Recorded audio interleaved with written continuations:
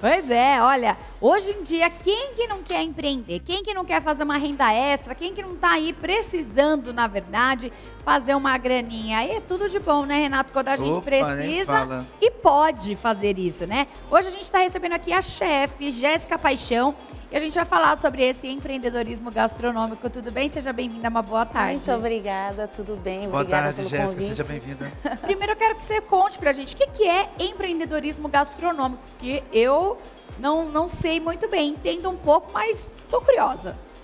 O empreendedorismo gastronômico basicamente é o empreendedor que quer trabalhar com gastronomia.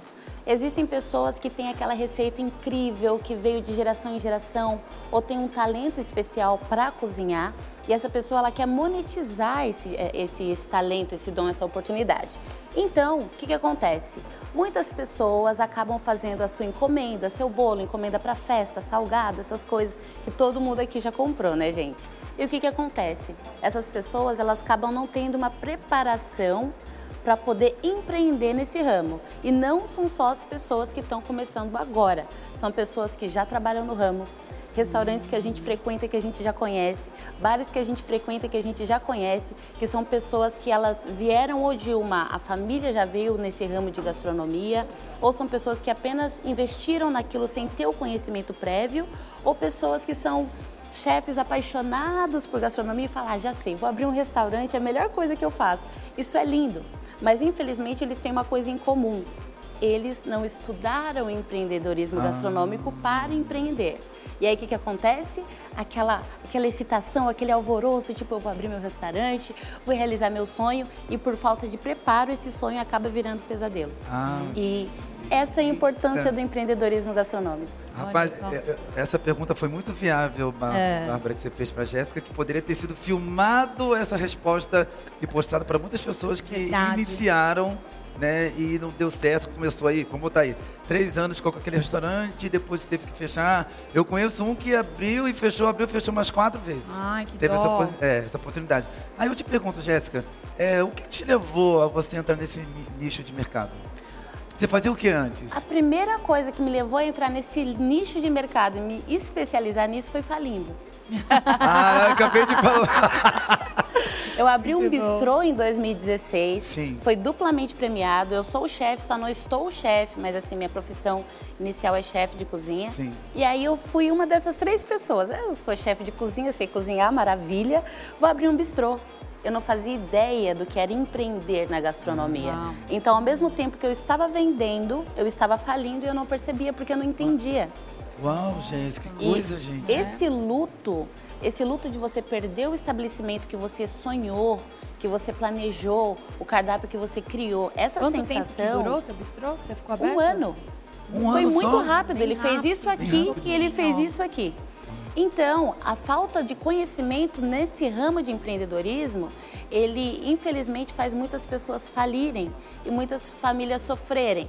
Porque quando um restaurante fecha, os nossos colaboradores também perdem, os nossos clientes também perdem. Então é um sofrimento muito grande para quem tem que fechar. E aí quando você para pensar e falar assim, caramba, por que eu não me preparei? Por que eu não estudei? Por que eu não entendi? E aí você vem aonde chega eu estar aqui com vocês. Sou conhecida nas redes sociais como Garota Gastronômica, porque eu falo sobre empreendedorismo e como começar do zero. Por quê? Fazem apenas 3 anos que veio para a grade do ensino o empreendedorismo voltado para a gastronomia. E mesmo assim, essas grades de ensino, poucas pessoas procuram, porque poucas pessoas sabem. Então, o que nós brasileiros aprendemos? A gente aprende na raça, a ser empreendedor, a tentar, a vender, a gente vende de porta em porta se precisar. Isso a gente já tem. Só que a glamorização desse negócio de precisamos ser guerreiros e fazer acontecer, tira um pouco da nossa necessidade de aprender a empreender. Então, a vontade a gente tem, a sagacidade a gente tem, mas e o conhecimento para a gente não falir depois? A gente tem, é isso que acaba acontecendo. E esse conhecimento, quando você adquiriu, como é que foi? Você falou, não, agora eu vou aprender, vou estudar e eu quero repassar isso para outras pessoas também. Porque você falou para mim aqui há pouco que você entrou com um curso especial, com uma matéria especial. Eu queria que você me contasse um pouquinho. Porque quando a gente erra, a gente tem duas escolhas, né? Ou fazer daquilo algo pra gente crescer. De aprendizado. Ou você, né, acabar com tudo. E a Jéssica usou desse princípio para poder trazer uma nova matéria. Queria que você contasse um pouquinho como é que foi isso. Sim, primeiramente, o mais importante que eu gostaria, nossa, se eu tivesse um megafone, que 1 milhão de pessoas me escutassem, acredito que muita gente está me escutando agora, eu falaria assim, não romantize os sacrifícios, não tem que ser sacrificioso, não tem que ser difícil. Se você pode aprender a fazer de uma forma que você não sofra, aprende. Facilite a sua vida, entende? E essa oportunidade, ela tá pertinho, ela tá em cursos gratuitos na internet, no YouTube, alguém conversando, a gente se conhecendo. Caramba, eu conheço alguém que conhece alguém. E isso começou por quê? Eu morava no exterior, vim visitar a minha mãe, aniversário dela. Cheguei no Brasil maravilhosamente feliz, em março de 2020, os aeroportos fecharam. Minha vida inteira ficou fora do Brasil. Meu sonho em março. Uau, sim, minha vida inteira ficou fora do Brasil. Quando eu pisei no Brasil, foi incrível. Eu pisei no Brasil, eu acho que deu 48 horas, ninguém entra, ninguém sai no país, foi assim. Só que assim, eu não sabia disso vindo pra cá. E foi bom, porque eu fiquei presa no meu país, né, gente? Foi a melhor coisa que aconteceu. Imagina ficar presa lá. Mas assim, quando eu cheguei aqui, eu trabalhava aqui no Brasil antes, eu trabalhava com curadoria dos melhores restaurantes na região de Campinas e fui parar em outro país para trabalhar como relações públicas de cassino, uma rede de cassinos muito famosa. Então, meio que eu não saí da gastronomia porque eu estava ali no cassino, era relações públicas, ia fazer um evento, a maioria dos cassinos fica do lado de hotéis. Então eu já estava dando pitaco no evento, no jantar, nos restaurantes que tinham. Então eu nunca saí desse meio, mas era totalmente diferente do que eu estou fazendo agora. Quando eu voltei para cá, esses restaurantes que participaram dessa curadoria comigo, eram restaurantes muito high, muito classudos. Caros. Esses restaurantes, vocês sabem, eles não trabalhavam com delivery. Ela aquele negócio, nosso tipo de comida, nosso menu não funciona na sua casa, você tem que vir até aqui. E o que aconteceu na pandemia com esses restaurantes que não trabalhavam com delivery, gente? Fechou. Fechou. Faliu. Oi. E aí eles começaram a mandar mensagem pra mim, tá, Jéssica, você voltou pro Brasil, como que tá lá fora? Eu falei, da mesmo jeito que tá aqui, gente. Sim. Quem falar pra vocês que tem uma fórmula mágica, a gente tá numa pandemia. Quem mundial, esperava né? isso? Quem chegar em você e falar que vende a fórmula pra você vai estar mentindo. E foi essas circunstâncias que me levaram a conversar com esses restaurantes, aplicar o delivery de sucesso nesses restaurantes, só que aí eu olhei pra outra situação. Os que estavam fechados, se endividando para pagar colaborador, porque foi uma coisa assim meio doida, que não estavam conseguindo funcionar, que não estava andando. E aí eu falei assim, caramba, quanta gente despreparada é dono de restaurante. Gente, entenda, não é um insulto. Dono de restaurante Exato. com muito tempo de profissão, sei lá, 10 anos com o restaurante aberto, 15. Herdeiros. Porque o que acontece? Olha só. Dentro do segmento empreendedorismo, ele é muito amplo, ele tem muitas vertentes. E dentro dessas vertentes, o que acontece? Quando você herda um estabelecimento, do jeito que seu pai geria, você vai gerir. Você não imagina que você precise estudar para isso, porque você acredita que da mesma forma que funcionou naquela época dos seus pais, vai funcionar para você. Quando você é investidor, caramba, eu tenho vários negócios, um negócio paga o outro, então se tá andando, se não tá, assim, legal, ninguém vai querer uma coisa... Com a barriga, exato. Né? Quando você tem um sonho, o que você entende? Eu quero vender. Só que o que a pessoa não entende é que se você não tiver suas finanças alinhadas, quanto mais você vende, mais você tá falindo. Consegue entender? Entendi. Então, esses vários cenários ficaram todos juntos no meio de uma pandemia falando, e agora? E aí foi aí que eu olhei em volta e falei assim, já tô no Brasil, eu amo o que eu faço, superei aquele trauma que eu tive da falência de 2016. Falei assim, vou estudar. E aí eu usei a pandemia para estudar todos os tipos que você pode imaginar. Eu fiz curso na Stanford de Food and Health, eu escrevi livros, eu li livros, eu fiz estudos, participei de equipes. E aí coloquei aquilo como teste para ver, tá, agora vamos funcionar. E aí eu peguei um restaurante em 2020, no meio da pandemia, fechado, 460 lugares, e falei, vou aplicar. Funcionou. Reproduzi e hoje, muito feliz em dizer, estar aqui, vocês são a primeira rede de comunicação que eu tô falando legal, sobre isso. Bacana, obrigada, Que Jéssica. coloquei um curso de empreendedorismo gastronômico na grade da Uninter Suzano. Inclusive, a gente já vai fazer uma aula experimental agora dia 28, mas assim, é o primeiro curso que vai ser ministrado inteiro pela mesma pessoa. Existem cursos de empreendedorismo gastronômico, tá, pessoal? Mas o que acontece é que, se você for fazer um curso numa faculdade ou, sei lá, um espaço técnico, você vai ter um professor de marketing para marketing, um professor de finanças para finanças, um professor de, sei lá, ficha técnica e CMV para isso. Só que acontece, o marketing que funciona para sua loja de roupa não funciona para o meu restaurante. O que funciona para sua loja de joias não vai funcionar para o meu restaurante. E o que funciona para o restaurante dele, que é oriental, não vai funcionar para o meu, que é uma pizzaria. Então, as pessoas, não que essas pessoas não sejam qualificadas, claro, mas o diferencial desse curso é a mesma pessoa dando seguimento a tudo isso para a pessoa entender, tá, onde eu começo, até onde eu cheguei. Mais ou menos isso. Nossa, Rapaz, muita coisa. Eu nem imaginava que tinha que, né, ter toda essa estrutura para poder... Verdade, de conhecimento, né? Porque muitas pessoas, quando falam de abrir algum empreendimento, elas já pensam logo no lado financeiro. Falar, precisamos ter dinheiro, fazer, né, investimento, tem que ir no banco, pegar aquele financiamento. E quando a gente está percebendo aqui, pela experiência e bagagem que ela já tem, não é nada disso. Você, primeiramente, precisa ter conhecimento. E para quem está nos assistindo agora, Jéssica, qual que seria a dica que você daria para aquelas pessoas que estão assim, caramba, eu tô meio numa forca e eu não quero quebrar? Qual que é a dica? Portas, não quero né? fechar as portas. Qual é a dica que você dá para essas pessoas que estão nos assistindo, estão nesse pezinho de quebrar e com medo de chegar a quebrar e pela palavra que você for liberar, né, ela vai acatar aquilo para ela e nós queremos que venha dar um boom aí, não vai acontecer, vai dar certo. Duas coisas, na verdade Sim. 3, mas a primeira coisa é, não espere para pedir ajuda quando já estiver no final. Uau. As pessoas, elas pensam assim, não, mas eu vou conseguir, eu vou tentar, só mês que vem, mais um mês, mais um dia, mais 20, mais um ano. Não faz isso. Que nem eu falei, não precisa ser difícil existir, não precisa ser difícil trabalhar. Caramba, conheço alguém que pode trazer para mim o conhecimento? Deixa, convide e agregue. Segunda coisa, se você não for um dono de restaurante, mas quer abrir um restaurante, não empreste dinheiro para abrir um restaurante. Não venda suas coisas, seus bens para abrir um restaurante. Uau, Sabe o que isso. você tem que fazer para abrir um restaurante? Estudar. E quando você tiver um planejamento completo, com previsões sobre, nos primeiros meses eu vou ter que investir isso, isso e aquilo. Eu posso? Eu consigo? Porque é muito simples eu falar para você. R$500 você abre aí qualquer coisa, um delivery, coloca no iFood, coloca na Rappi, não tem problema. R$200 você consegue fazer uns bolos para vender. Consegue. Mas como que a gente vai escalar isso sem estrutura?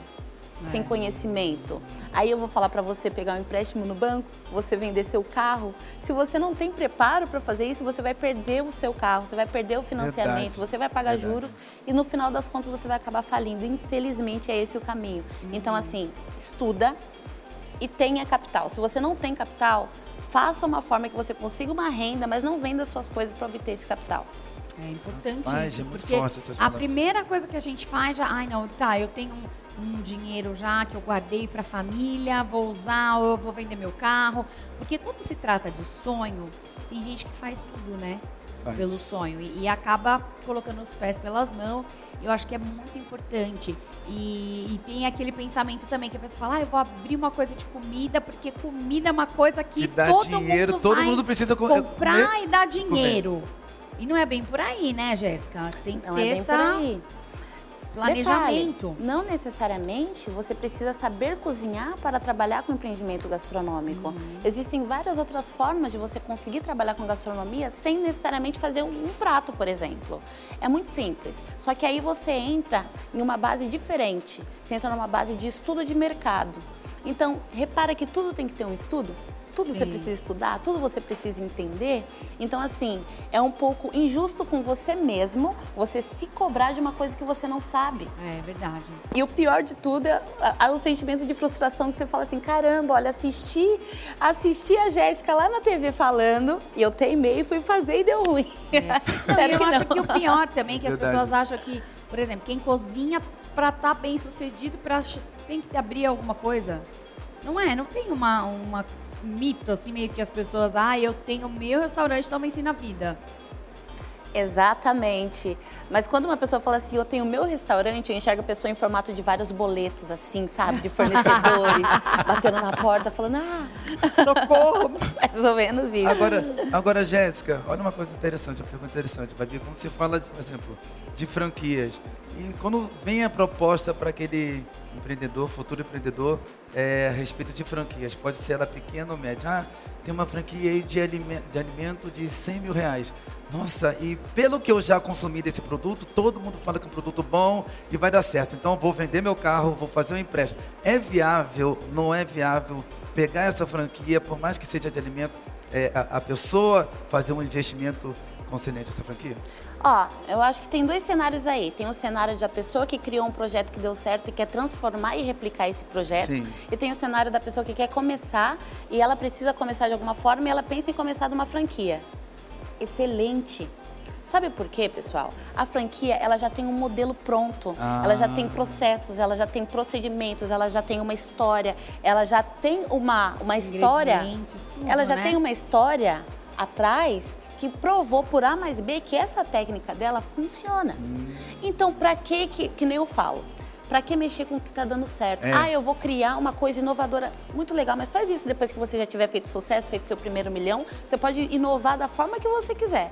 Agora, pra que mexer na fórmula que tá funcionando? É verdade. Entende? Então, franquias, para quem quer ser um franqueado dessas redes que funcionam, de alimentos. Ótima ideia. Agora, se você é dona de uma proposta que está funcionando e você fala, vou abrir franquia, não faz isso. Abre rede. Por quê? Quando você abre rede, é você, os riscos também são seus, só que é você por você. É a sua estratégia e a sua visão. Então, é minha loja e se eu abrir em outro lugar, também é minha. E se eu abrir em outro lugar, também é minha. Você administra, mas continua sendo minha. Quando eu abro franquia, assim, está estruturado o suficiente para ser uma franquia, eu corro o risco, sabe do quê? De fazer uma crítica negativa para mim mesma. Por quê? A outra pessoa que vai desenvolver a sua marca. Como você tem controle sobre isso? Você pode ter as regras da franquia em cláusulas de contrato, só que você vai arriscar? No dia a dia não funciona bem assim, né, Jéssica? Nós mesmos já visitamos franquias que você vai num estado, atende de um jeito, e o serviço é de um jeito, chega no outro e fala, esse negócio não tá deixou legal. desejar. Deixou desejar. Tem tudo isso. E detalhe, você foi 4 vezes em 4 estados. Os 3, o atendimento foi incrível. Um foi ruim, você vai lá no TripAdvisor. Nunca mais vai. Nunca mais piso nesse lugar. Verdade, né? Tem essa. Isso é verdade. Corre Porque esse risco, hoje até a internet traz essa benefício e também, querendo ou não, esse malefício, porque a gente está suscetível aí a tudo, a críticas. Então, é bem legal isso que você falou sobre rede e franquia. E até o investimento para ambas são diferentes, né? Porque às vezes a pessoa, para abrir uma franquia hoje, ela tem que com $500 mil, depende muito da franquia, né? Teve uma época que eu falei, não, vou abrir uma franquia. E aí de cosméticos. E realmente estava meio que tudo certo e tal. E aí no último segundo para fechar lá o contrato, eu acabei desistindo. E foi muito próximo da pandemia. Então, graças a Deus. Porque era dentro de um shopping. Então, acho que tem que estudar real, né, Jéssica? O que você vai fazer, o planejamento, né? E não vamos deixar de falar também que comida dá dinheiro, vai. Dá. Gente, necessidade básica, né? Começa assim. Então, todo mundo come.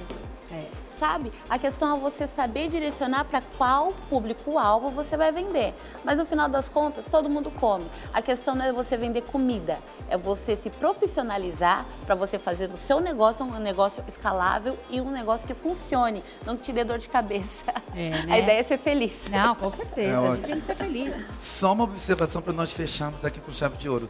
Como a gente comentou aqui a respeito das franquias, pela tua estatística de experiência, pelo que você tem visto aí no Brasil afora, as pessoas têm pedido mais o quê?